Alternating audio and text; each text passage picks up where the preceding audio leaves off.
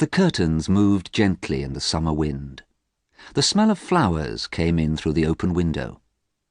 And in the distance there was the faint noise of London traffic. It was very peaceful in the artist's studio. Lord Henry Wotton was lying back in a large chair, smoking a cigarette.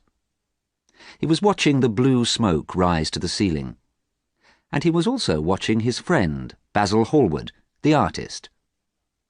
Basil was standing in front of a painting which was nearly finished. It was the portrait of a young man, a very beautiful young man. Basil and Lord Henry were good friends. They had studied at Oxford University together. Now they were both about 30 years old. Basil worked very hard, and he was a well-known artist. Lord Henry, who was called Harry by his friends, did not work at all. He was a rich man. He spent his money on expensive food and clothes and on valuable books and paintings. Lord Henry pointed towards the painting. "That is the best portrait you have ever painted, Basil," he said. "You must show it in the best art gallery in London," Lord Henry continued. "Everybody must see it." "I am not going to show this picture in a gallery," Basil replied. "Not going to show it?"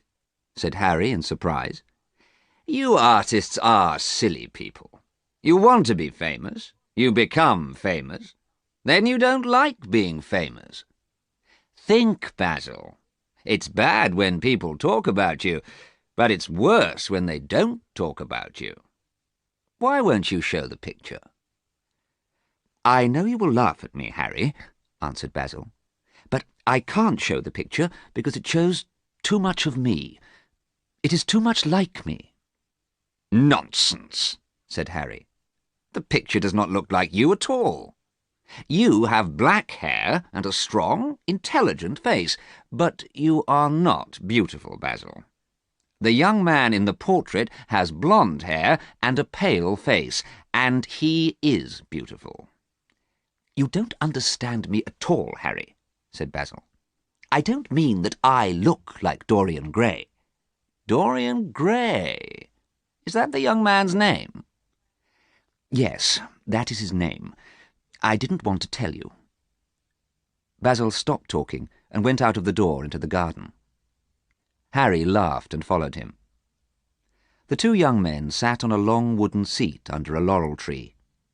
The summer wind moved through the shiny leaves. Harry looked at his watch. "I shall have to go soon, Basil," he said. "But first, I want an answer to my question." "What question?" asked Basil. "Why won't you show the picture of Dorian Gray in a gallery? What is the reason?" "I told you the reason," said Basil. "It is too much like me." "But what do you mean?" asked Harry. "I'm an artist," said Basil. "An artist paints pictures of other people, but I believe that an artist shows his own feelings in every picture he paints. Each time I paint a picture, I show feelings that are inside me. I don't want people to look at the picture of Dorian Gray. I don't want them to find out about my feelings." Basil stopped speaking. Harry bent down and picked a small white flower from the grass. "And what are your feelings, Basil? Tell me," he said. He looked closely at the tiny flower. At last Basil spoke again. "I met Dorian at a party. It was Lady Brandon's party, and a lot of people were there. Dorian and I saw each other at the same time. I felt afraid, but I don't know why. Then I felt that this person was very important to me. I felt that I had known him for a long time. Somebody introduced Dorian to me. Somebody made a joke, and we both laughed. Suddenly Dorian and I were friends." "Well, laughter is the best beginning for a friendship," said Harry. "And it's the best ending for a friendship, too." "Harry, you are never serious," said Basil. "Dorian is my closest friend. I see him every day. He is the most important thing in my life. He is more important to me than my work. I thought your work was the most important thing in your life, Basil, said Harry. It is important, but I need Dorian. I'm a better artist now that I know Dorian. Do you remember that picture of the landscape, the woods and fields? Everybody thought it was my best painting. Do you know why it was good? It was good because Dorian was there. He saw me paint it. Dorian has the power to make me a better artist. But I don't want him to know this. I don't want anybody to know. So I can't show the painting in a gallery. It shows too much of me. It's too much like me. I think you're wrong, Basil, said Harry. Poets put their feelings into their poems, and they make money. So artists must put their feelings into their pictures. Then they can make money too. Then Harry thought of something else. You will get tired of this beautiful young man, he said. One day his beauty will disappear, and Dorian Gray won't be interesting any more. No, Harry, that is not true. Don't talk like that, said Basil. Dorian's beauty is not important to me. Dorian himself is important to me. Dorian Gray must be an interesting young man, said Harry. I want to meet him. I don't want you to meet him, replied Basil quickly. You don't want me to meet him? No. Suddenly Basil's servant came out into the garden. Mr. Dorian Gray is here, sir. He is in the studio, he said. I will have to meet Dorian now, said Harry, laughing. Please tell Mr. Gray that I am coming, said Basil to the servant. Then Basil turned to Harry. He was upset, and he spoke slowly to Harry. Please be careful, Harry, he said. Dorian is beautiful and very young. You are never serious, and you say strange things. Don't talk to him. Please don't try to influence him, to change him. Your influence would be bad, and I need him. I need him to help me with my work. You're talking nonsense, said Harry, smiling. Now introduce me to Dorian Gray. He took hold of Basil's arm and led him into the studio.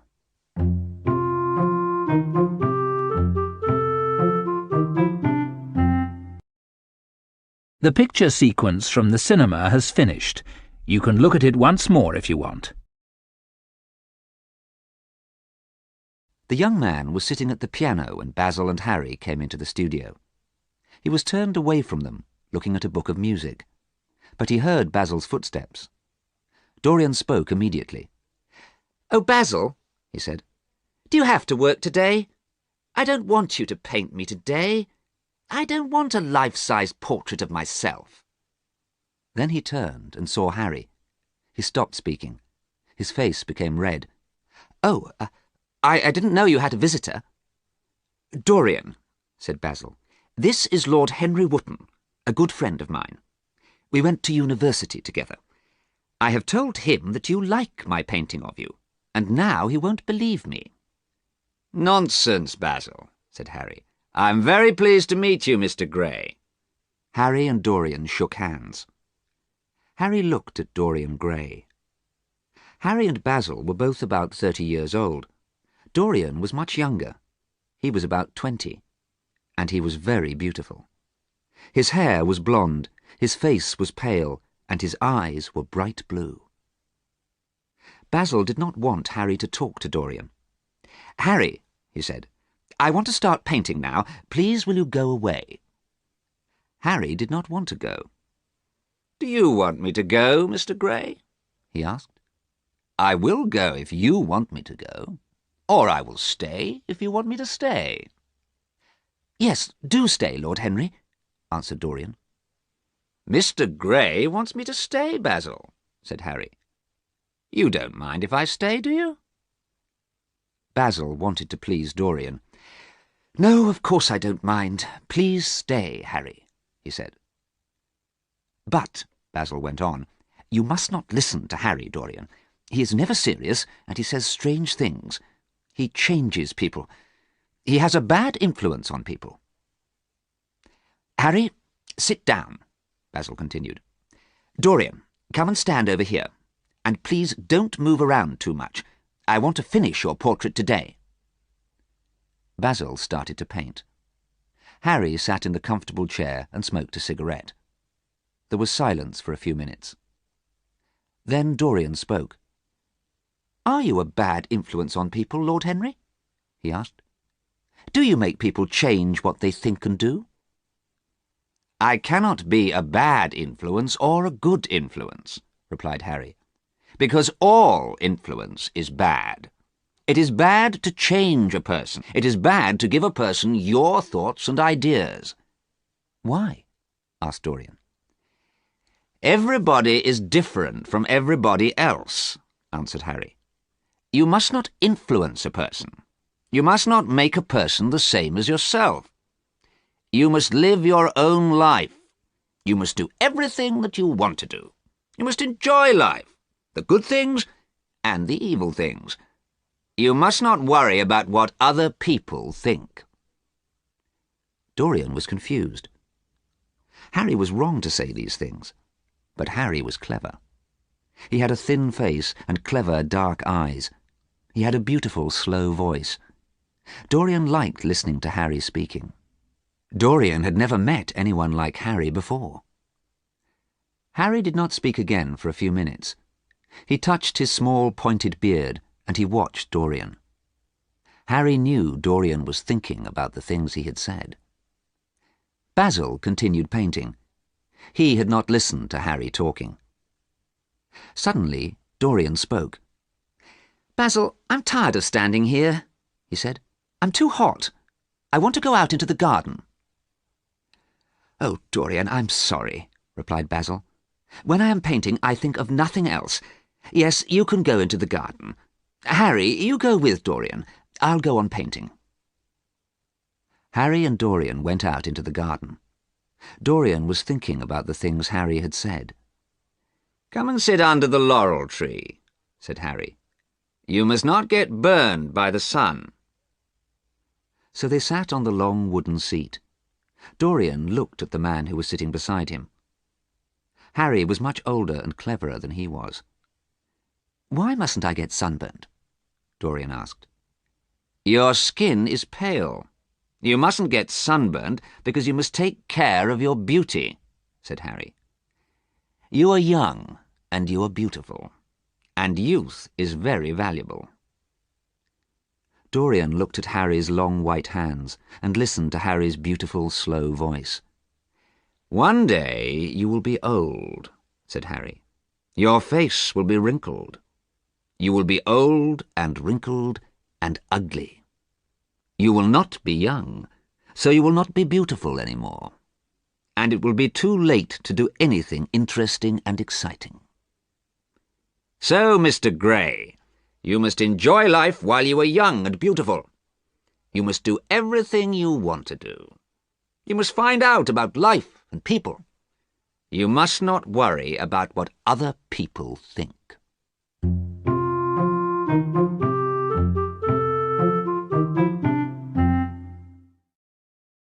The picture sequence from the cinema has finished. You can look at it once more if you want. Suddenly they heard Basil's voice. He sounded happy. "I'm waiting," he called. "Come back into the studio so I can continue painting. I'm painting very well today." Dorian stood without speaking while Basil painted. Harry sat in the armchair. The room was very quiet. The curtains moved gently, and there was the sweet smell of flowers. After a quarter of an hour, Basil stopped painting. He looked at Dorian for a long time. Then, for a long time, he looked at the picture. "It is finished at last," he cried. Then he picked up a paintbrush. He wrote his name in large red letters at the bottom of the picture. Harry walked across the studio to look at the picture. It was a wonderful painting, and it looked exactly like Dorian. "Congratulations, Basil," said Harry. "It is the best portrait I have ever seen. Dorian, come and look at yourself." Dorian stood in front of the painting and looked at it. At first he was pleased. He smiled at the painting. He smiled because he saw that he was a beautiful young man. Then Dorian stopped smiling. Suddenly he remembered what Harry had said in the garden. Dorian Gray was young and beautiful now, but soon he would be old and wrinkled and ugly. He would not have blonde hair or bright blue eyes. No one would want to look at him then. Silently, Dorian stood in front of his picture. Basil did not understand why the young man was silent. Basil was confused. "Don't you like the picture?" he asked. "Of course he likes it," said Harry. "It's a wonderful painting. I want to buy it, Basil. I must buy it." "No, Harry," replied Basil. "I can't sell it. The picture belongs to Dorian. I have given it to him." "Dorian is very lucky," said Harry. Then Dorian spoke. "It's very sad," he whispered. "I shall grow old and wrinkled and ugly, but this picture will always be young. This picture will never be older than it is today. I wish that I could always be young. I wish that the picture could grow old instead of me. I would give anything and everything for this to happen. I would give my soul." "It would not be very nice for Basil if the painting grew old, Dorian," said Harry, laughing. "That's right," said Basil, laughing too. "I don't want that to happen. I don't want an old, ugly picture." But Dorian did not laugh. "You care about your painting more than you care about me, Basil," he shouted. "You care about me now because I am young and beautiful. When I am old and ugly, you won't care about me any more." "It's not fair that the picture will always be beautiful," Dorian said. "I hate the picture. It will be young when I am old." Dorian ran to the big armchair. He laid his head on his arms and cried. "Harry," said Basil angrily, "this has happened because of you. This is your fault. I asked you not to talk to Dorian." Harry shook his head. "No, Basil, it's not my fault. Dorian is learning about life." "Well," said Basil, "you are my two closest friends, but you have made me hate my best painting, so I will destroy it." Basil picked up a knife from a table near him. He was going to cut up the picture and destroy it. Suddenly Dorian ran across the room and pulled the knife from Basil's hand. "Don't, Basil! Don't destroy the painting! It will be murder! Don't, please!" "Well, I'm happy that you like the picture now, Dorian," said Basil. "When the paint is dry, you can have your portrait. Now," he continued, "shall we have some tea?" Basil rang a bell, and soon his servant brought the tea. The three friends drank their tea quietly. Then Harry spoke. "Let's go to the theatre this evening," he said. "I don't think I want to go to the theatre," answered Basil. "I would very much like to go to the theatre with you, Lord Henry," said Dorian quickly. "Don't go, Dorian," said Basil. "Stay here and have dinner with me." "I can't, Basil. I want to go to the theatre with Lord Henry," said Dorian. Harry listened and smiled. He knew Dorian would go with him.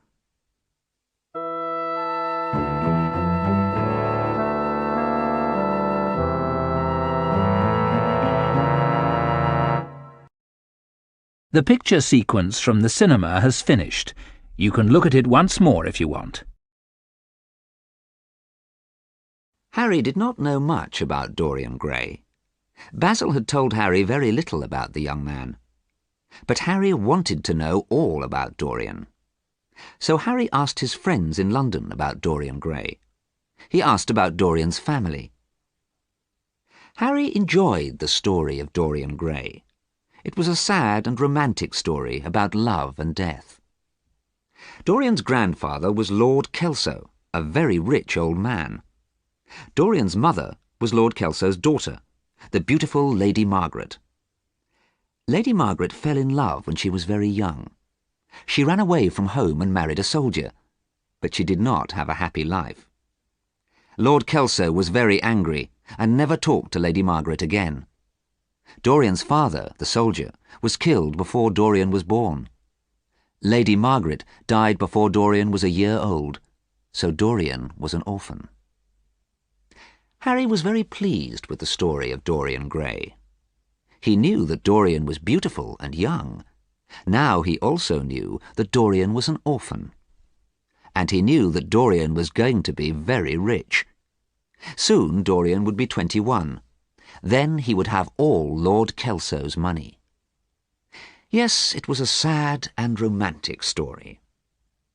Now Harry was even more interested in Dorian Gray. Harry saw Dorian many times in the next few weeks. They met in people's houses and at art galleries and in theatres. Harry wanted to talk to Dorian. Dorian had listened to Harry in Basil's studio. Harry wanted the young man to listen to him again and again. He wanted to give his thoughts and ideas to the young man. So Harry talked and talked. At the theatre and at parties and at dinners. He laughed and played games with words. He said funny things. He said clever things. And he said dangerous things. Everybody listened to Harry. But Harry was not talking to everybody. He was talking to Dorian. Sometimes Dorian smiled. Sometimes his eyes were wide open with surprise. Dorian listened to everything Harry said. It was a month after Harry had met Dorian at Basil's studio. Harry had been out to lunch, and he arrived home in the middle of the afternoon. "You are very late, Harry," said a voice. "I've been waiting a long time to see you." The voice sounded very unhappy. Harry went into the library. "You're very late, Harry," said Dorian again. "I wanted to see you. I've got something to tell you. I'm in love, Harry. I have to tell you. I'm in love with the most beautiful girl." There was silence. Then Harry said, "Who are you in love with?" "With an actress," answered Dorian. His face became red. "Oh, Dorian," Harry said, sitting down. "All young men fall in love with actresses." "Don't say that, Harry. You haven't seen her." "Who is she?" "Her name is Sybil Vane." "I've never heard of her." "She isn't well known yet," said Dorian. "But everybody will know about her soon. One day she will be famous. She's a wonderful actress." "Oh, is she?" said Harry, lying back in his chair. "Tell me about Sybil Vane. Where did you meet her?" "I will tell you about her, Harry, but you must be kind to me. You mustn't laugh at me. I met her because of you." "Because of me?" said Harry.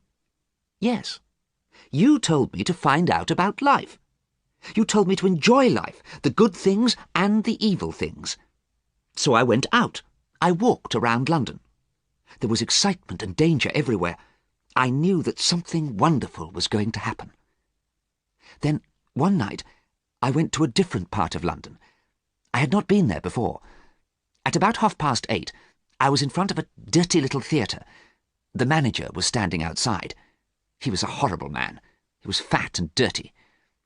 "It's £1 for a ticket, sir," he said. "Buy a ticket for the best seat in the theatre, sir." And he took his hat off. Dorian stopped speaking because Harry had started to laugh. "Don't laugh at me, Harry," he said.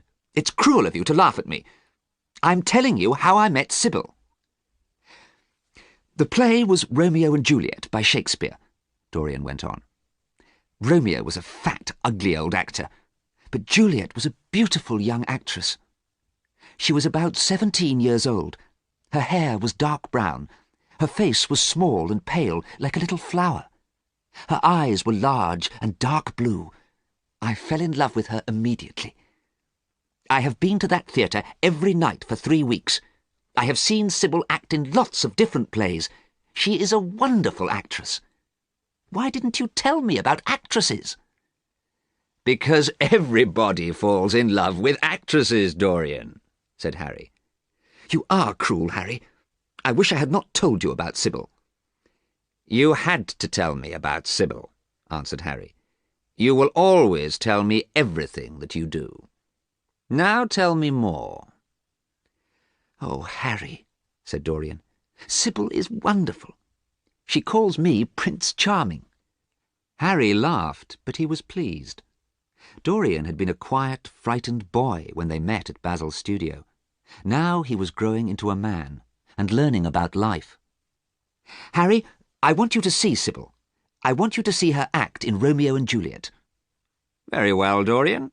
I shall come tomorrow, and I shall bring Basil too." Oh, Basil, yes. I'm afraid I haven't seen him for a week. He sent me my portrait and I haven't thanked him. I do like the picture, Harry, Dorian continued. I am pleased with it.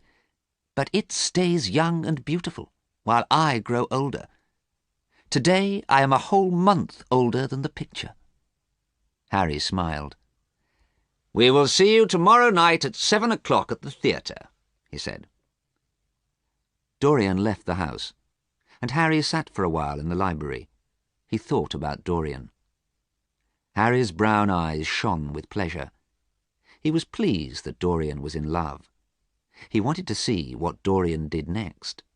Harry did not care if Dorian was sad or happy. He had told Dorian to enjoy life, the good things and the evil things, and Harry was going to watch what Dorian did. It was late, and the sun was low in the sky. Harry got up from his chair and went to change his clothes. He went out to dinner.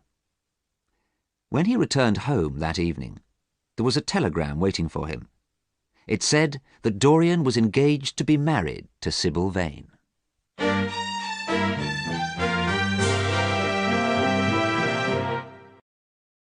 The picture sequence from the cinema has finished. You can look at it once more if you want. Mother, I'm so happy, whispered Sybil Vane. I'm very, very happy, and I hope you are happy too. Mrs. Vane did not look very happy. She was a small, thin woman who always looked tired. There was a lot of makeup on her face and on her dry, thin mouth. "Oh, Sybil," she said, "you mustn't think about the young man who comes to the theatre. You must think about your acting. Mr. Isaacs will be angry if you don't act well. He has given us a lot of money, and you mustn't make a theatre manager angry." I don't like Mr. Isaacs, Mother, and I don't care about money, replied Sybil. I'm in love with Prince Charming. "Sybil, Mr. Isaacs gave us £50 to pay our bills and buy clothes for James. You love James. You love your brother, don't you?" said Mrs. Vane. Yes, of course I do, replied Sybil. But we have Prince Charming now. He will help us. We don't need Mr. Isaacs. Sybil Vane lived with her mother and brother, James. They lived in London. But they lived in a small house in the north of London, a long way from Harry's large, expensive house. It was the day after Sybil had become engaged to Dorian. Sybil and her mother were talking in their small living room. "Sybil," said her mother, "you are too young to fall in love. We don't know anything about this young man. I'm very worried about you. And you know James is going away tomorrow. I'm worried about James too.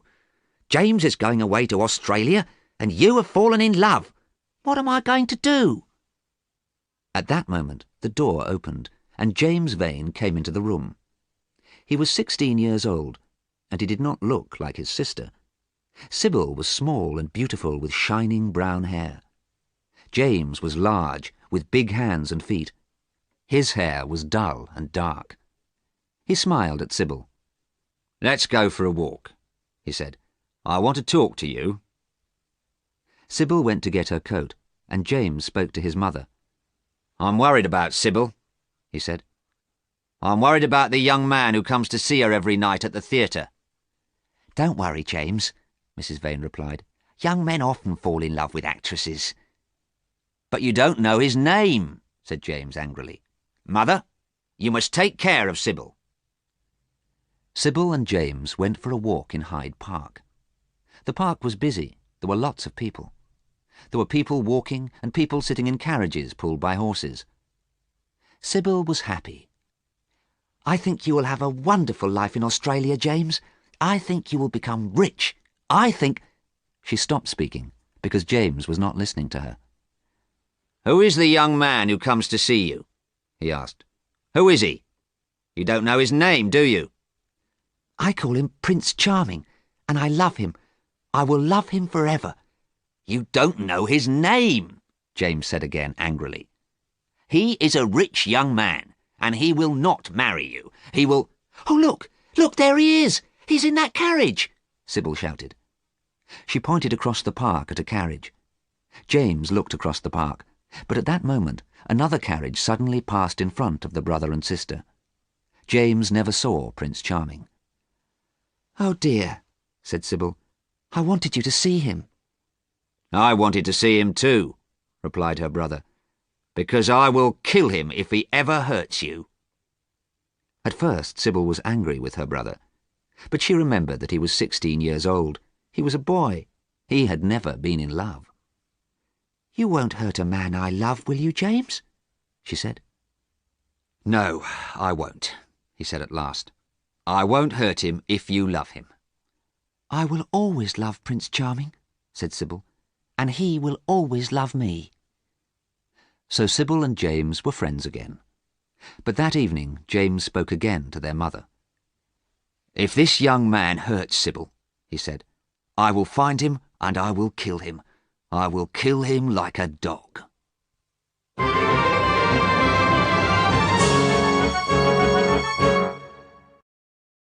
The picture sequence from the cinema has finished. You can look at it once more if you want. The same evening, Harry, Basil and Dorian went to the theatre. Basil was unhappy that Dorian was going to marry an actress, but he could see that Dorian was happy.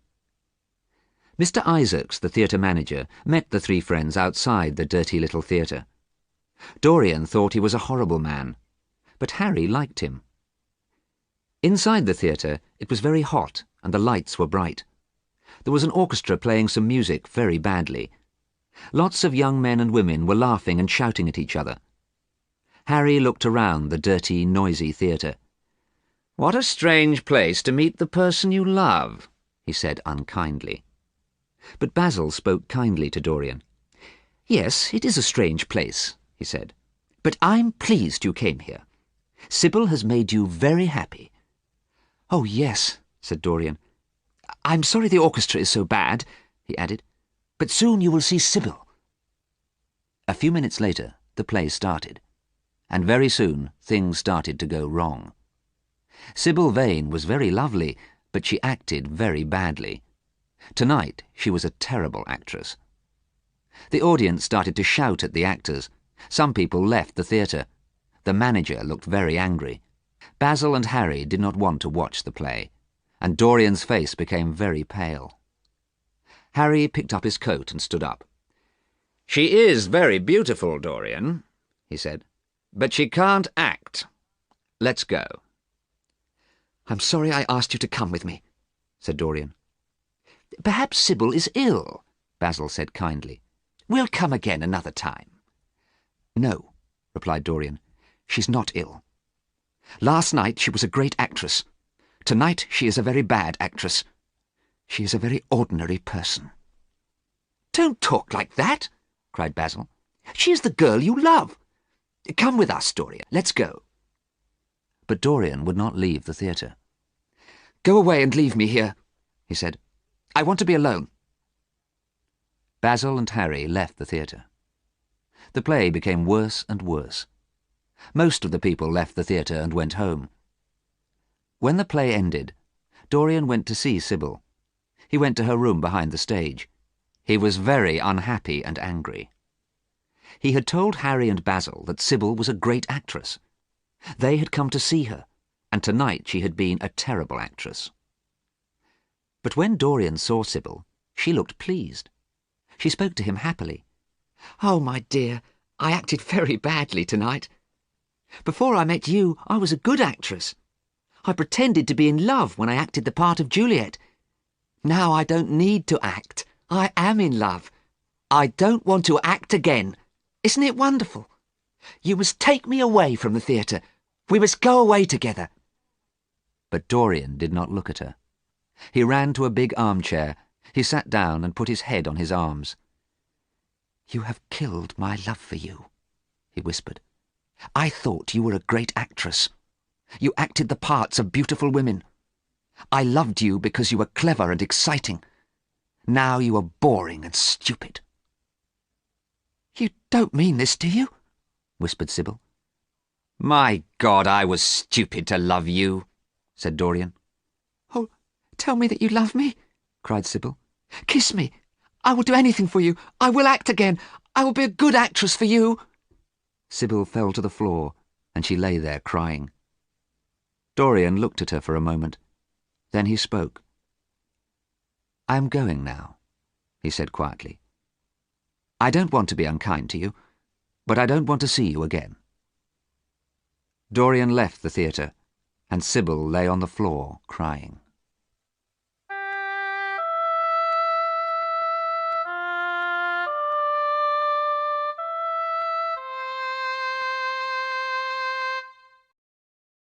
The picture sequence from the cinema has finished. You can look at it once more if you want. It was late when Dorian left Sybil and the theatre, but he did not go home. That night Dorian walked around London for hours. He did not care where he went. He was upset, angry, and confused. The sun was rising when he went home. Dorian decided to go to bed and went slowly towards his bedroom. He walked along the hall and through the library. Basil's portrait of Dorian was on a wall in the library. Suddenly, Dorian stopped and looked at the portrait. He was surprised. The painting looked different. The face in the painting had changed. Yes, it had changed. Quickly, Dorian opened the curtains. Sunlight came into the room. Dorian looked closely at the picture and saw that the face was different. It looked unkind and cruel. A huge mirror hung on another wall. Dorian looked in the mirror at his own face. He saw a beautiful young man. He had not changed. What had happened to the picture? Suddenly, Dorian remembered the day that Basil finished the picture. Dorian remembered his wish. He remembered his own words. "I wish that I could always be young. I wish that the picture could grow old instead of me. I would give anything and everything for this to happen. I would give my soul." Why did the face in the picture look cruel and unkind? Was his wish coming true? Was the picture changing? Dorian thought about Sybil. Had he been cruel to Sybil? He had left her lying on the floor, crying. Yes, he had been cruel. But Sybil had killed his love for her. He would not think about Sybil again. The face in the picture looked at him. In Basil's studio, the picture had shown Dorian that he was a beautiful young man. Now the picture showed Dorian that he was unkind and cruel. Dorian was sure now. The picture was going to get older, and he was going to stay young. The picture was going to become old and wrinkled and ugly, and Dorian was not going to change. He was sorry for the picture. And suddenly he was sorry for Sybil. He looked at the cruel face in the picture, and he decided to be kind to Sybil. He decided to marry her. He would never see Lord Henry Wotton again, and he would marry Sybil. Dorian quickly covered the picture with a cloth and left the library. Later that day, Dorian woke up after a long sleep. It was 1:15 in the afternoon. Dorian got dressed and went to the library. A servant brought him some food and also brought Dorian a letter. The letter had come from Harry that morning. Dorian looked at the envelope for a long time, then decided not to open it. He was never going to see Harry again. Then Dorian looked at the cloth which was covering the portrait. Had the picture changed? At first, Dorian did not want to look at the picture again. Then he thought about Basil. What was he going to say to Basil? Perhaps Basil would want to see the picture again. So Dorian locked the door of the library and slowly pulled the cloth off the picture. The face on the picture looked unkind and cruel. It had changed. Dorian was horrified. Dorian was frightened too. He had wished that he could stay young. He had wished that the picture could grow old. His wish was coming true. But the picture was showing Dorian that he was evil. He decided again to be kind to Sybil. He decided again to marry her. Then the picture would show that he was good and kind. Dorian went to a table, sat down, and started to write. He wrote to Sybil. He wrote her a wonderful love letter. He said he was sorry. He asked her to marry him. When he had finished the letter, Dorian felt happy again.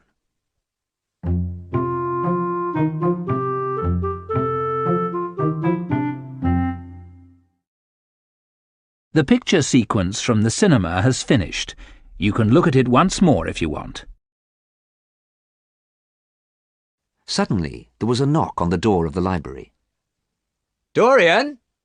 shouted Harry's voice. "Dorian? Are you there? Let me in, my dear boy. I want to see you." At first, Dorian did not answer. He did not want to talk to Harry. Harry was a bad influence on him. Harry made him behave badly and think about strange things. Dorian remembered Harry's words. You must do everything you want to do. You must enjoy life, the good things and the evil things. You must not worry about what other people think. But Harry was wrong. Dorian wanted to forget Harry's words now. He wanted to be good and kind to people. Then Dorian decided to see Harry. He decided to talk to Harry for the last time. Dorian covered the picture with the cloth and unlocked the door of the library. "Oh, Dorian," said Harry, "I'm very sorry about what has happened, but don't worry about it. Don't think about it." Are you talking about Sybil? Asked Dorian. "Yes," replied Harry, "but don't worry. Tell me, did you talk to Sybil after the play last night?" Yes, I did, said Dorian. I was very angry with her. I was unkind and cruel to her. I can be cruel. Before last night, I did not know I could be cruel. Now I have learnt more about myself. "I am pleased that you are not upset," said Harry. I have decided what to do now, replied Dorian. I have decided to be good and kind. I don't want to be cruel and evil. I am going to marry Sybil. "Marry Sybil? Dorian, didn't you read my letter? I wrote to you this morning." Harry stopped speaking.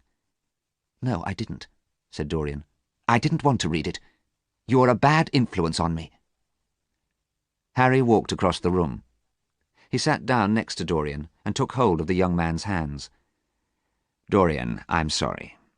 That letter told you that Sybil is dead." Dead? Shouted Dorian. No, she isn't dead. She can't be dead. You're lying. He pulled his hands away from Harry. "It is true," said Harry. "The story is in all the newspapers. There is going to be an inquest, an inquiry to find out about her death. The police need to find out what happened." Why? Why will there be an inquest? What happened? Dorian shouted. Then suddenly he stopped shouting and looked at Harry. She killed herself, didn't she? Tell me, Harry. Tell me quickly. "Yes. Sybil didn't arrive home after the play. Her mother went to the theatre at about midnight. Sybil was dead, lying in her room. She had drunk some poison." Harry, this is terrible, cried Dorian. "Did anyone see you with Sybil?" continued Harry. "We don't want your name in the newspaper stories, too." No, nobody saw me, replied Dorian quietly. "Good," said Harry. "Now you must come out with me tonight. There is a wonderful singer at the opera tonight."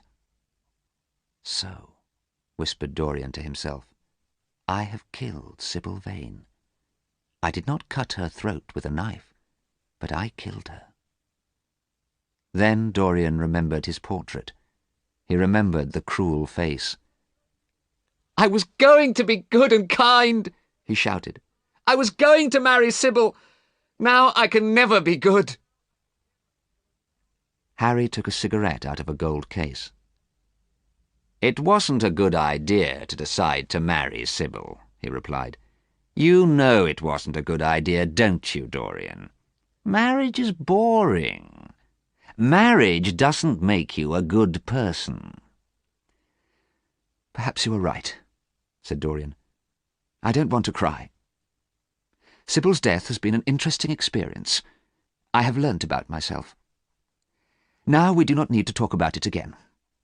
I will meet you at the opera tonight." Harry left the library, and Dorian went straight to the portrait. He quickly pulled away the cloth. The face was cruel and unkind.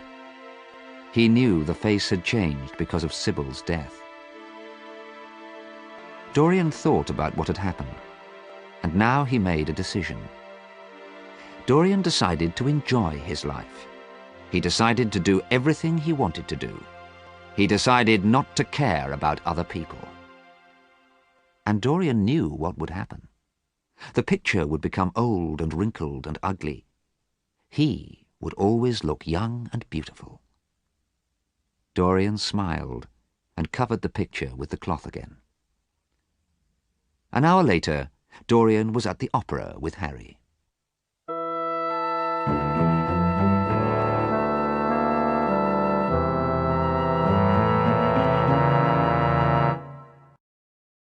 The picture sequence from the cinema has finished. You can look at it once more if you want. The next morning, Dorian ate his breakfast in the library as usual. A servant came in while he was eating. "Mr. Hallward is here, sir," the servant said. Basil came quickly into the room behind the servant. "I am very pleased to see you," said Basil. "I have been very worried about you. I came here last night after I read the news about Sybil. Your servant said that you had gone to the opera, but I knew it couldn't be true." Dorian continued eating his breakfast. "I thought you had gone to visit Sybil's family," Basil went on. "I didn't know where you were." "My dear Basil," said Dorian, "I was at the opera, of course." Dorian sounded very bored. "I had a nice evening. Now don't talk about boring subjects, and don't talk about the past." "That is a terrible thing to say," said Basil. "The girl you love is dead, and you tell me you had a nice evening? Yesterday is not the past. Yesterday is a few hours ago." "Stupid, boring people cannot forget the past quickly," answered Dorian angrily. "But I have forgotten it already." "The boy whose picture I painted was gentle and kind," said Basil sadly. "You have changed, Dorian. It is Harry's fault." "Oh, Basil," said Dorian, "you have come too late. Yesterday, when Harry told me Sybil had killed herself—" "Perhaps Sybil didn't mean to kill herself," said Basil.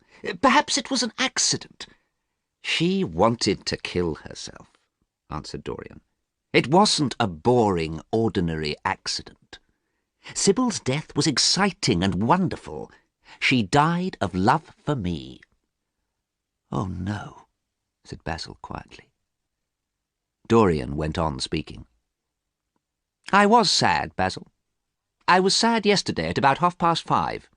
Now I'm not sad, so you don't need to worry about me. Be pleased that I'm not sad."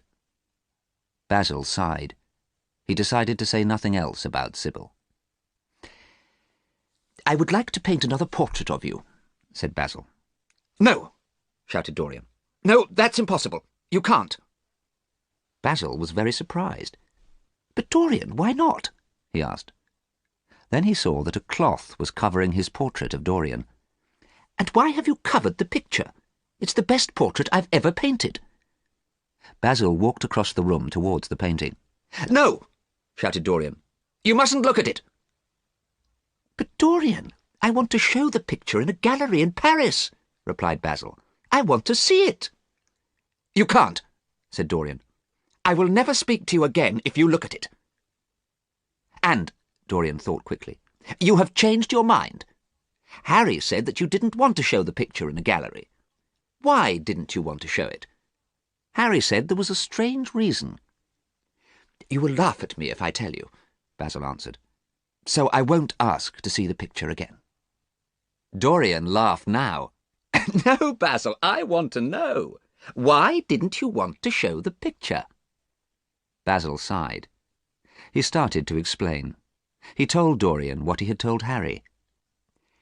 When I met you, I knew you were important. You became my dearest friend. I became a better artist because of you. But an artist shows his feelings in his pictures. I did not want people to know my feelings, so I did not want to show the painting in a gallery.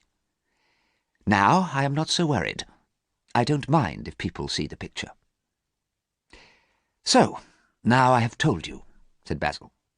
But you will not let me see the picture. You will not let me paint you again. And you will not give me a reason. You make me very sad. Dorian smiled. Basil was not going to find out the secret of the picture. We are still friends, Dorian said, and I will come and have tea with you soon. That'll be nice. As soon as Basil left, Dorian walked across the library to the portrait. Carefully, he folded the cloth very tightly around the painting. Nobody, he thought to himself, will ever see this again. Dorian rang a bell to call a servant. Get someone to help you, he said. Carry this picture upstairs to the top of the house. Put it in the small room in the attic. Dorian watched while 2 servants carried the painting up to the attic room. Then he locked the door and put the key in his pocket. It was the only key to that room. It was 5 o'clock when Dorian went back to the library. He found that Harry had sent him a copy of the evening newspaper. There was a report in the newspaper about the inquest on Sybil's death. The report said that Sybil had drunk poison by accident and killed herself. The report did not say anything about Dorian. Dorian threw away the newspaper. Later, Dorian met Harry at a hotel to have dinner. They sat at a small round table. "I'm hungry," said Dorian. Harry smiled. The picture sequence from the cinema has finished. You can look at it once more if you want.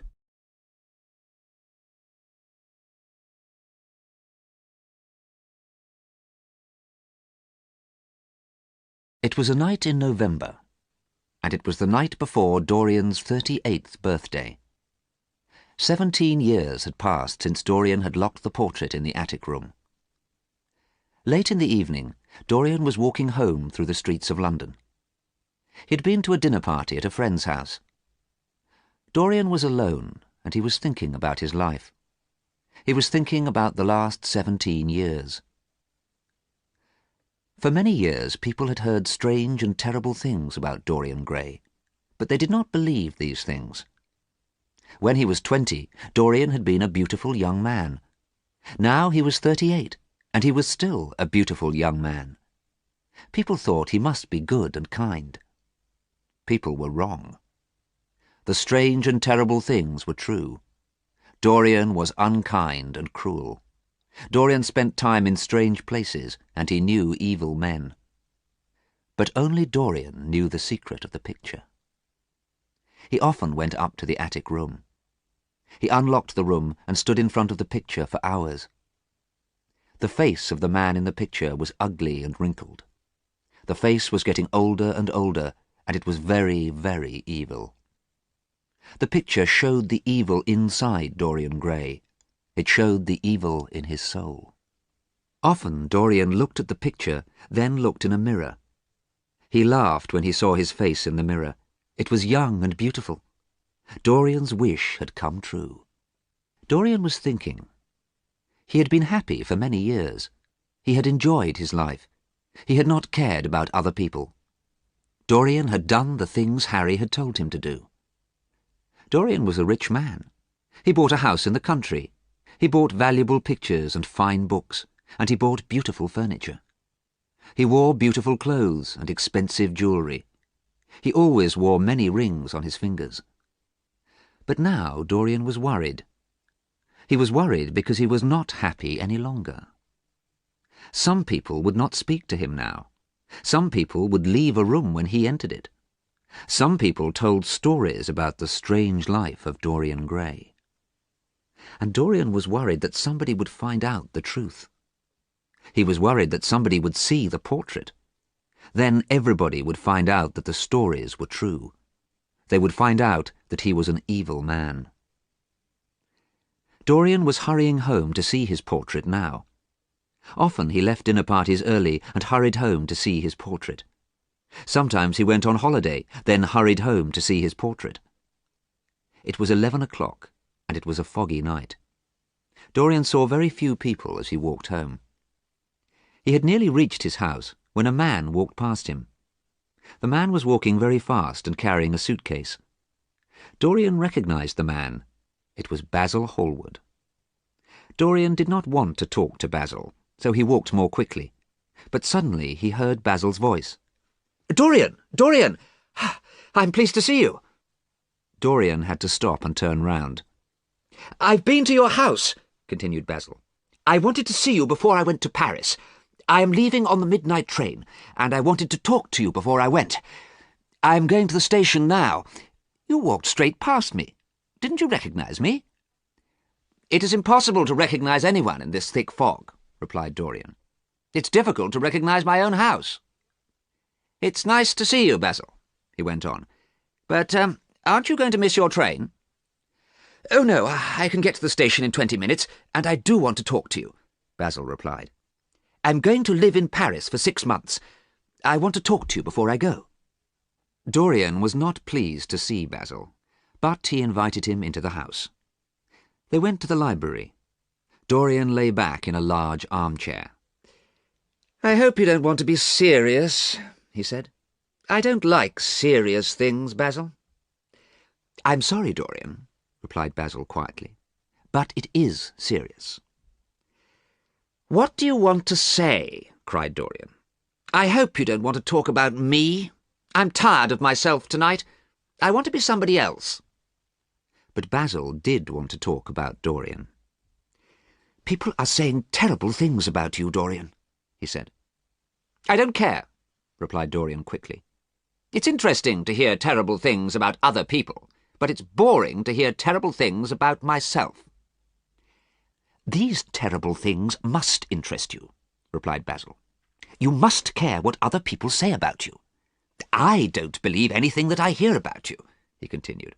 "I look at your beautiful face, and I know you are not an evil man. A man's face shows the evil that is inside him.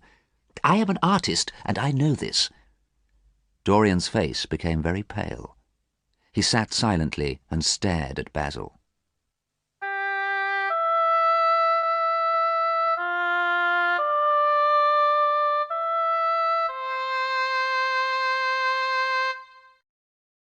The picture sequence from the cinema has finished. You can look at it once more if you want. Outside it was very dark and very foggy. In the library it was very quiet.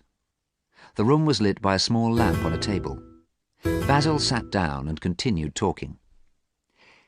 "Why don't people want to be your friends any more, Dorian?" he asked. "The Duke of Berwick will not stay in the same room as you.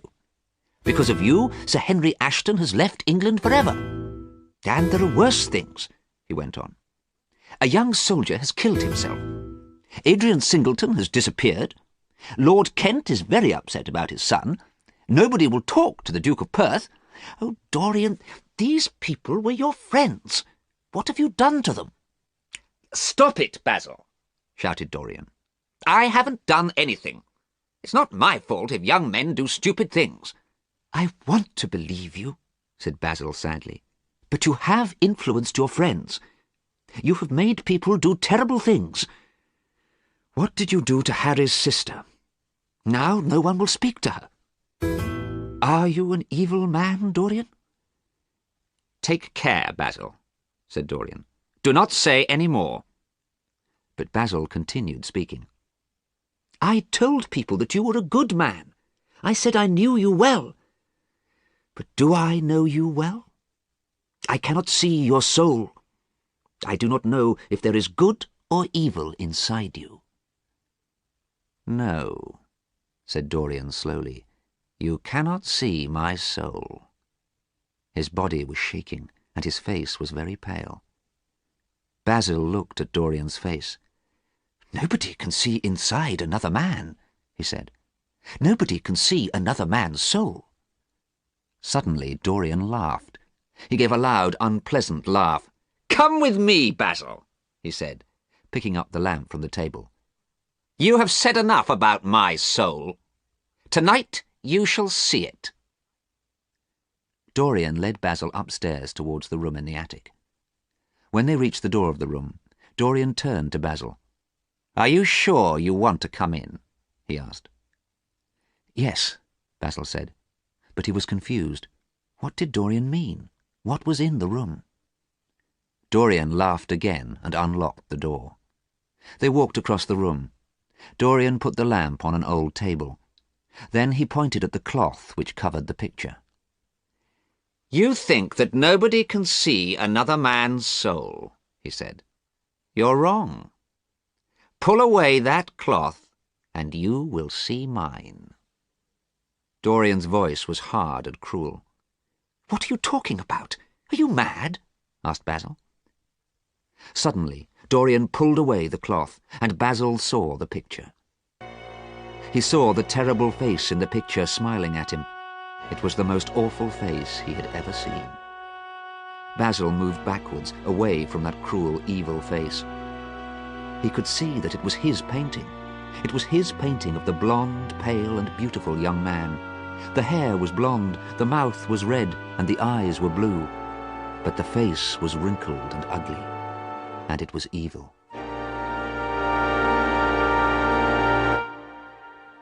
Dorian watched Basil. He smiled unpleasantly. "What does this mean?" said Basil at last. "Don't you know what it means, dear Basil?" said Dorian. "It means that my wish came true. Do you remember the day you finished this portrait? Do you remember the day I met Harry? Do you remember my wish?" "Oh, God," whispered Basil. "You wished that the picture would grow old. You wished that you would stay young. Oh, no." "Oh, yes," said Dorian. "And the portrait shows you the true Dorian Gray. It shows you my soul." Basil sat down suddenly on an old chair. He put his head in his hands. "Oh, God," he said. "Oh, God, you must be very evil. You are more evil than anybody knows." Basil fell forward so his head and arms were on the table. He did not want to look at the picture again. "We must pray, Dorian," he said. "It is not too late." "It is too late," replied Dorian. "It's much too late to pray." Then suddenly Dorian became angry. He became angry with Basil. It was Basil's fault. Basil had painted the picture. He hated Basil. Dorian looked at the terrible face in the picture. It was smiling at him, and it was evil. A knife was lying on the old table. Dorian picked up the knife and looked at Basil. Then he stabbed his friend with the knife. He pushed the knife into Basil's neck. Basil's head hit the table, and Dorian stabbed him again and again. Basil made a terrible sound. He tried to breathe, but he could not. Blood came from his mouth.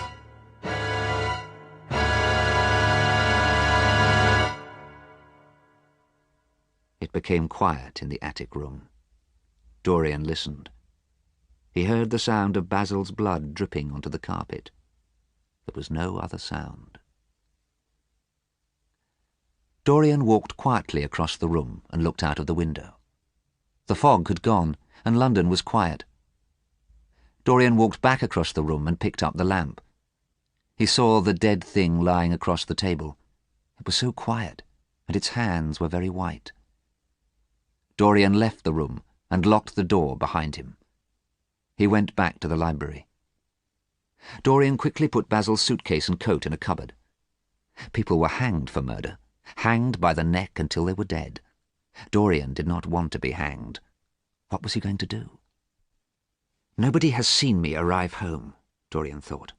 The servants are asleep, and Basil was going to go to Paris tonight. He was going to catch the midnight train. Dorian soon decided what to do.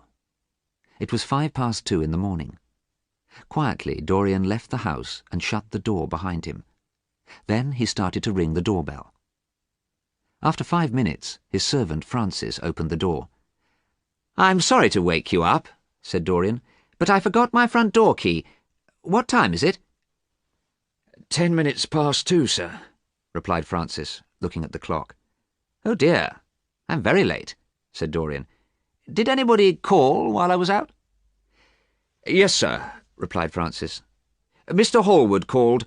He waited for you until 11 o'clock, then he went away to catch a train." "Oh, I'm sorry I didn't see him. Did he leave a message?" "Yes, sir. He said he was going to Paris. He said he would write to you." "Thank you, Francis," said Dorian. "You can go to bed now." Dorian went back to the library. He had to think again. He walked up and down the room for a quarter of an hour. Then he picked up a book and looked through a list of addresses. At last he found the right address. Alan Campbell, 152 Hertford Street. Yes, Alan Campbell was the man he needed.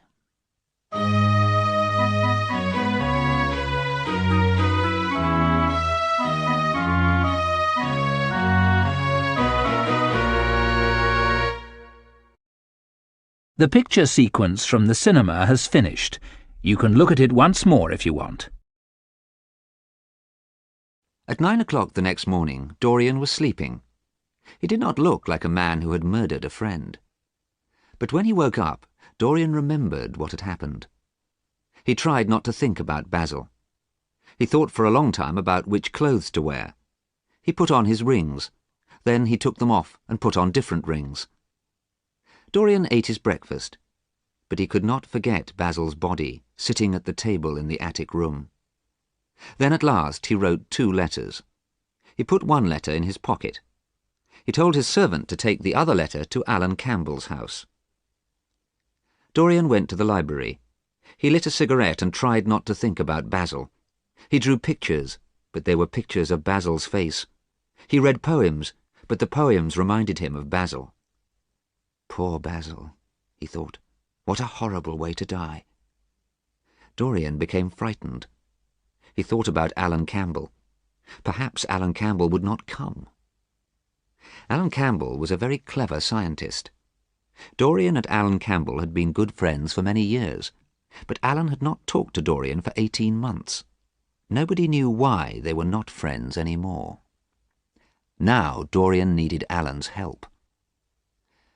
At last Alan Campbell arrived. He had black hair and a very pale face. He looked very unhappy. Dorian was pleased to see him. "Alan," he said, shaking hands, "it is kind of you to come. Thank you for coming." Alan did not look pleased to see Dorian. "I did not want to come," he said. "I did not ever want to speak to you again. But your letter said it was very important, a matter of life and death." "Yes, it is very important," said Dorian. Then he spoke very quickly. "There's a dead man in a room upstairs. He's been dead for about 10 hours. You must do something for me. You must." "I don't want to know anything about this," said Alan Campbell. "I won't do anything for you. Don't tell me your terrible secrets." "I must tell you this secret," replied Dorian. "You must help me. You are a scientist. You must destroy the body." "No, I will not," said Alan Campbell. "You are mad, Dorian, and I don't care what happens to you." The young man tried to leave the room, but Dorian stopped him. "Alan," he said, "it was murder. I murdered this man, and you are going to help me." Alan Campbell was horrified. He could not speak. Dorian sat down and quietly wrote something on a piece of paper. Then he gave the paper to the young man. Alan Campbell read what Dorian had written. His face became pale. His body started to shake. He fell down into a chair. There was silence. "I am very sorry for you," said Dorian sadly. "We both know what you did. I do not want to tell anybody the truth about you, but I will tell them if you don't help me. I have written a letter, and I will send it." Dorian pulled the letter out of his pocket. He showed Alan the address on the envelope. "Oh, no," whispered Alan Campbell. Then, very quietly, he spoke again. "I must go home. I need some things from my house. I need some scientific equipment so I can help you. You are not going to leave here, said Dorian. Write a list and one of my servants will get the things you need. Sadly, Alan wrote the list. Soon Dorian's servant brought the scientific equipment from Alan's house. Then Dorian sent his servant away. Alan Campbell and Dorian carried the equipment up to the attic room. There was a long piece of wire, 2 strange-shaped pieces of metal, and a large wooden box with bottles in it. Dorian unlocked the door and opened it. Basil's body was sitting at the table. Dorian did not want to look. He did not want to go into the room again. But suddenly Dorian saw that he had not covered the portrait again with the cloth. He ran across the room to cover the portrait. And then he saw blood on the hands in the picture. Bright red blood. The picture was more horrible than Basil's body. Dorian pulled the cloth over the picture quickly and went back to the library. He left Alan Campbell to do his work. 5 hours later, Alan Campbell came into the library. His face was calm and pale. "I have done what you asked me to do," he said quietly. "Goodbye. I never want to see you again." As soon as Alan had left, Dorian went upstairs. There was a strange and horrible smell in the attic room, but the terrible thing sitting at the table had gone.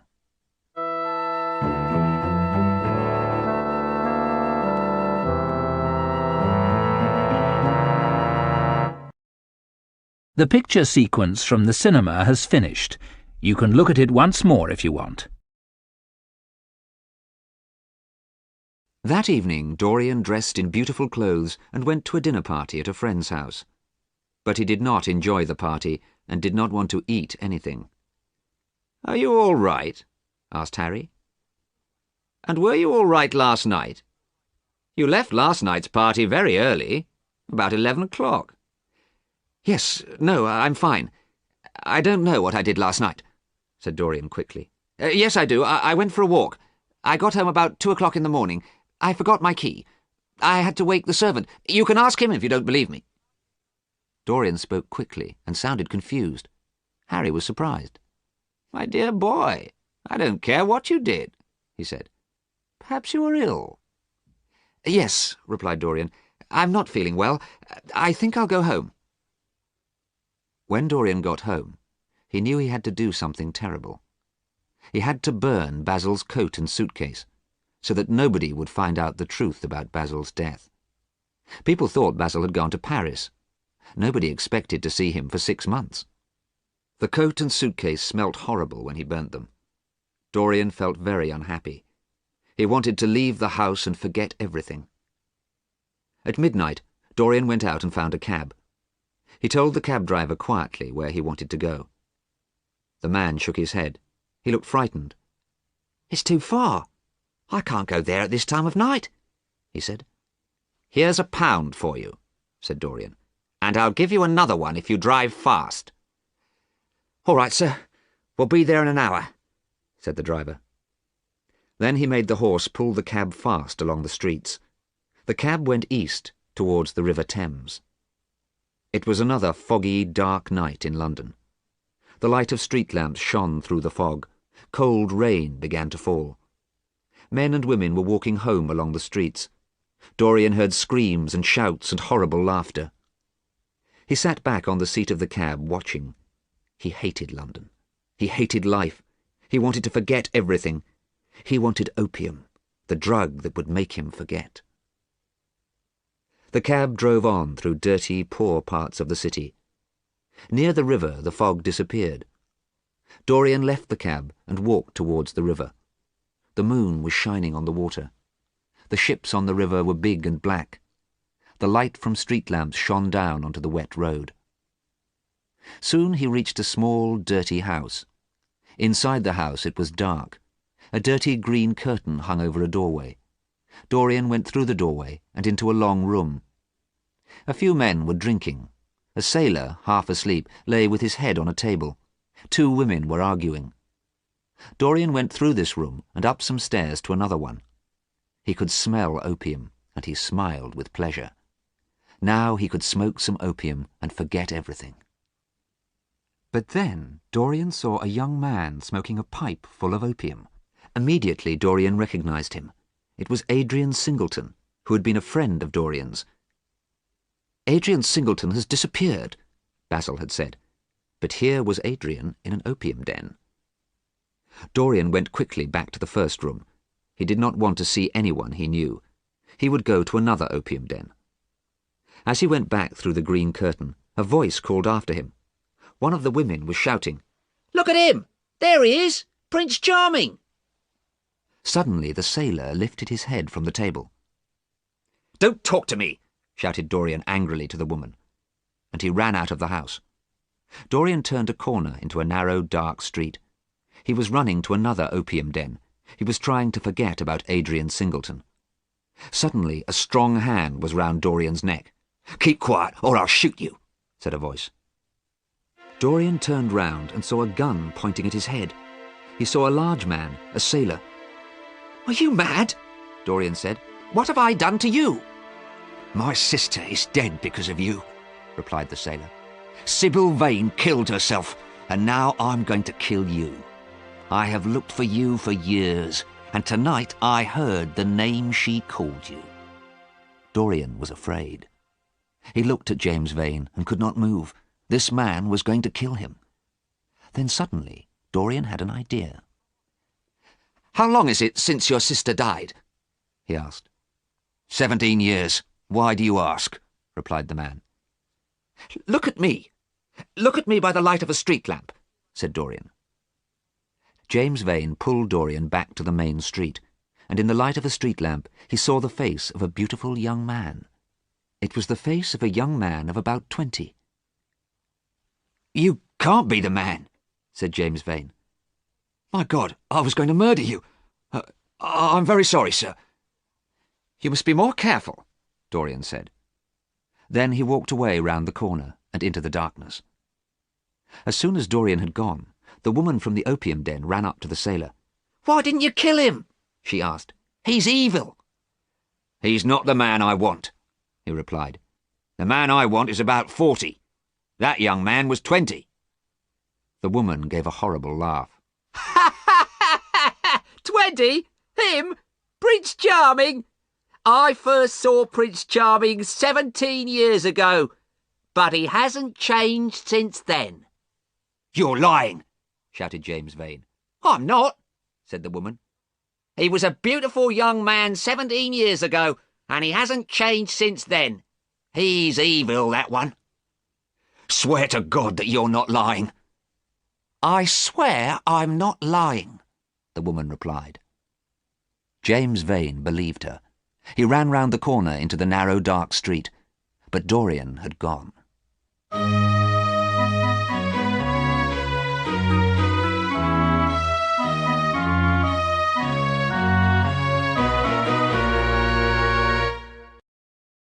The picture sequence from the cinema has finished. You can look at it once more if you want. A week later, Dorian was at his house in the country. Many people had come to stay with him. They were rich people who enjoyed talking and eating and drinking. Dorian's guests also enjoyed shooting birds and animals. One evening, Dorian was with Harry and another friend, Lady Monmouth. Harry was laughing and saying clever things, as he usually did. Lady Monmouth was laughing and listening to Harry. Dorian was listening too. "I must leave you now," said Lady Monmouth. "I want to change my dress before we have dinner." "Let me get you some flowers. You can wear them on your dress," said Dorian, getting up from his chair and leaving the room. "Oh," said Lady Monmouth. "I hope he gets me flowers that will look right with the colour of my dress." "Let's follow him," replied Harry, "and you can tell him the colour of your dress." As they left the room, Harry and Lady Monmouth suddenly heard a crash. In the next room, they found Dorian. He was lying on the floor next to a window. He had fainted. Dorian soon opened his eyes, but his body was shaking and his face was very pale. "Are you ill, dear boy?" asked Harry. "You fainted. You must go and lie down." "No," said Dorian quickly. "I don't want to lie down. I don't want to be alone." So Dorian had dinner with his guests. He talked and laughed with them. He made jokes and told stories. But he was remembering the white face looking at him through the window. It had been the face of James Vane. The next day, Dorian would not leave his bedroom. He felt ill and he was frightened. He was frightened if he heard a noise or saw a door open. He remembered Sybil Vane. He remembered the murder of Basil. He remembered the face at the window. Dorian lay in bed, but he did not sleep. During the day, Harry went into Dorian's room and found Dorian crying. After 2 days, Dorian was not so frightened. James Vane could not know where he was. James Vane must be in London. He had imagined James Vane's face at the window. On the 3rd day, Dorian was feeling better. Some of his guests were going out to shoot birds, and Dorian decided to go too. It was a cold day, and the sun was shining. Dorian felt happy as he walked through the woods. Harry and Lady Monmouth walked beside him. Suddenly, one of the guests shot at something among the trees. There was a cry, the terrible cry of a man in pain. People shouted and ran towards the noise. Soon they pulled the body of a man out of the trees. Dorian watched in horror. Harry touched Dorian's arm. "I think we'd better stop shooting today," he said. "Oh, Harry, this is terrible, and something more terrible is going to happen. I know it," replied Dorian. "Don't worry about it, Dorian," said Harry. "It was an accident. It wasn't a murder." Harry was never serious for long. "I would like to meet a person who has done a real murder," he went on, laughing. Lady Monmouth laughed too, but Dorian suddenly felt ill. His face became very pale. Dorian smiled politely. "I'm feeling tired. I must go to my room. Excuse me." In his room, Dorian lay down on his bed. His body shook with terror. Fear and death were everywhere in this house. He did not want to spend another night here. At 5 o'clock, Dorian told his servant that he wanted to take the night train to London. The servant went to pack Dorian's suitcases, but he soon returned. "Excuse me, sir," he said to Dorian. "There is a problem with the dead man, the man who was shot." "Yes, what is it?" said Dorian. "Do you need money to give to his family?" "No, sir. This is the problem. We don't know who he is. He was carrying some money and a gun, but we could not find his name on anything. He's a sailor." "A sailor?" cried Dorian. Suddenly he was excited and hopeful. He ran to the door. "Where is the body? Quick! I want to see it now." The body had been taken to a farm. It lay on the floor in one of the buildings. A handkerchief covered the dead man's face. "Take that cloth off the face," said Dorian. A farm worker took away the handkerchief. Then Dorian looked down at the face and gave a cry of joy. The man who had been shot was James Vane. Dorian went home with his eyes full of tears. They were tears of joy because he was safe. James Vane could not kill him now.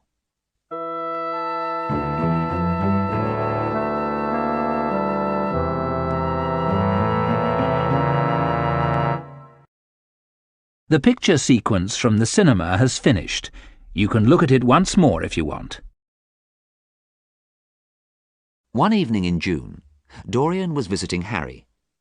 Harry and Dorian sat in Harry's library. "Harry, I have done too many terrible things in my life," said Dorian. "Yesterday I started to change my life. I'm going to be good." Harry smiled. "Where were you yesterday?" he asked. "I was at an inn in a small village," replied Dorian. "What did you do at this inn?" asked Harry, laughing. "How did you start to be good?" "I met a girl," said Dorian. "She was a pretty girl called Hetty. She looked like Sybil Vane." "Hetty and I were going to go away together," Dorian went on. "But I decided not to go away with her. I decided to leave her in her village. I have done something good." "You are pleased because you have done something good," said Harry. But she will kill herself because you left her. Don't say that! You were never serious, said Dorian angrily. You wanted to be good, so you left her, replied Harry. You did what you wanted to do. You haven't changed. Harry was right. Dorian did not want to talk about Hetty again. "Have you got any news?" he asked. "No, there is nothing else to talk about," replied Harry. "People are talking about Basil. Nobody knows what has happened to him." "Basil?" said Dorian in a surprised voice. "Are people still talking about him? It's a month since people noticed that he had not come back from Paris." "My dear boy, people will talk about Basil for 3 months. Then they will talk about somebody else. They will talk about Alan Campbell's death, too. He killed himself, you know." Dorian did not want to talk about Alan Campbell, but he talked about Basil. "What do you think happened to Basil, Harry?" "I don't know. Perhaps he is dead. I don't want to think about it," replied Harry. There was silence for a while. Then Dorian spoke again. "People are saying that Basil was murdered, aren't they? Do you think Basil was murdered?" "Nobody would want to murder Basil," replied Harry. "Everybody liked Basil. He didn't have any enemies." "Perhaps I murdered Basil," said Dorian. "Have you thought of that, Harry?" Dorian watched Harry carefully, but Harry laughed. "You're talking nonsense, dear boy. You couldn't murder anybody." "Let's talk about something else," Harry continued. "Poor Basil isn't interesting any more. He hadn't painted a good picture for a long time. What happened to his picture of you, Dorian?" "Oh, I lost it," replied Dorian quickly. "You look the same now, as young as you were when the picture was painted," said Harry. "Don't change your life. You have had a good life. You have done everything you wanted to do, and you have not changed at all." "I'm not the same as that young man," said Dorian. "I want to change. I want to be good." "Don't change," said Harry. "You're beautiful, and you are perfect. You and I will always be friends." As he left Harry's house, Dorian's face was very sad. It was a warm night. Dorian started to walk home from Harry's house. He walked past 2 young men and heard one of them whisper, "That's Dorian Gray." Dorian felt tired. He did not want people to recognize him. He did not want people to talk about him any longer. He did not want to hear his name. As he walked, Dorian thought about his life. Dorian suddenly wanted to be young again. He wanted to be the young man whose picture Basil had painted. Dorian was still thinking when he reached home. Perhaps it was not too late to change his life. He had been kind to Hetty. He had left her in her village. Perhaps he was starting to be good. Dorian went up to the attic room. He wanted to look at the picture. Perhaps the picture was changing again. Perhaps the picture was not so ugly now. Perhaps the cruel, evil face was changing and becoming kinder.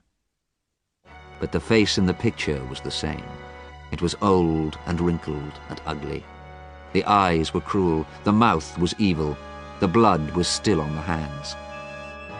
When Dorian saw the picture, he knew the truth. He knew that he could never change. He would always be evil. There was a knife on the table in the attic room. He had used that knife to kill Basil. Dorian picked up the knife. It had killed Basil, and now it would kill his painting. Then nobody would ever know that Dorian Gray was an evil man. There was a loud crash and a cry.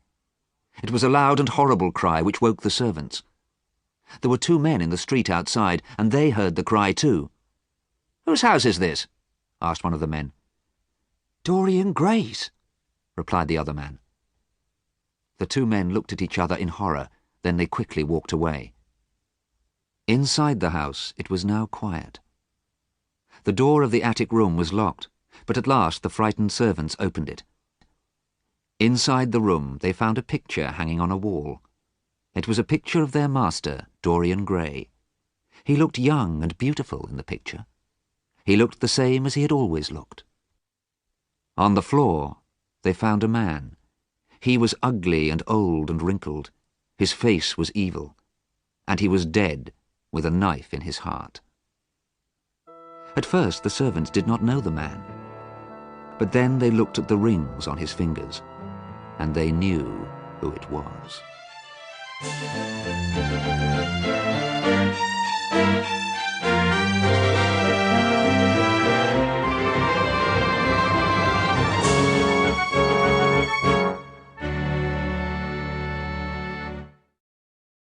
The picture sequence from the cinema has finished. You can look at it once more if you want.